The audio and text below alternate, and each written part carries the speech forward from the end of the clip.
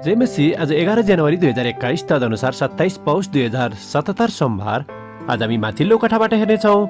आजको शीर्षक छ तपाईँको हात फैलाउनुहोस्।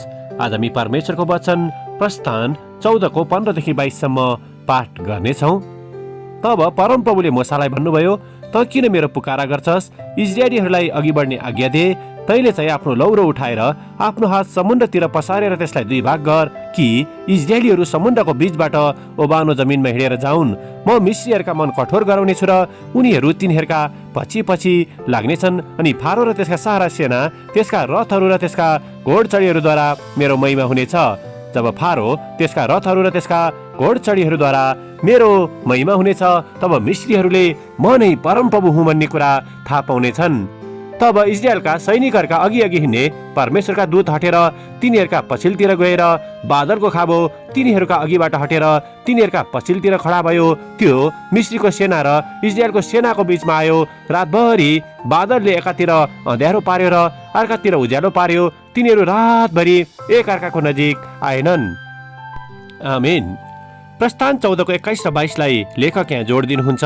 तब मूसाले आफ्नो हात समुद्रमाथि पसारेर परमप्रभुले रातभरि जोडसित पूर्वीय बतास चलाइदिनु भयो र समुद्रलाई पछि पन्साइदिनु भयो र पानी दुई भाग भएर समुद्र ओबानो जमिन भयो। आमेन।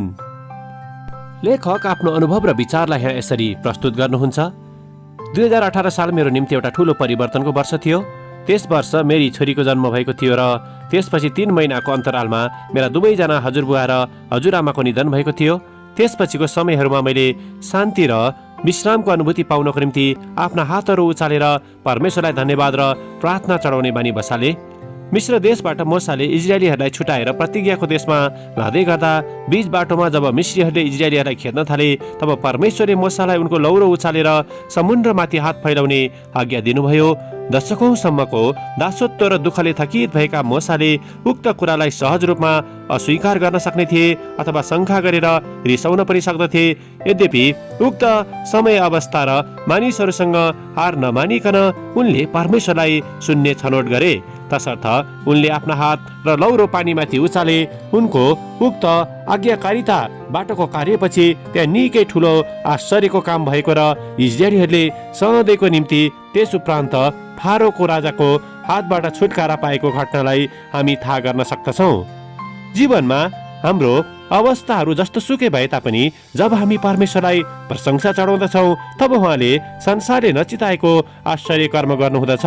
आफ्नो सङ्घर्षहरूमा हामी जति नै गुम्सिए तापनि परमेश्वरले हामी निराश भएको चाहनुहुन्न। हाम्रो लगनशीलताको कार्यमा परमेश्वर सधैँ हाम्रो साथमा हुनुहुँदछ। आमेन। आजको विचार, परमेश्वरलाई प्रशंसा गर्ने कार्यबाट मैले आफ्नो सङ्घर्षहरूबाट पार पाउन सक्दछु। प्रार्थना।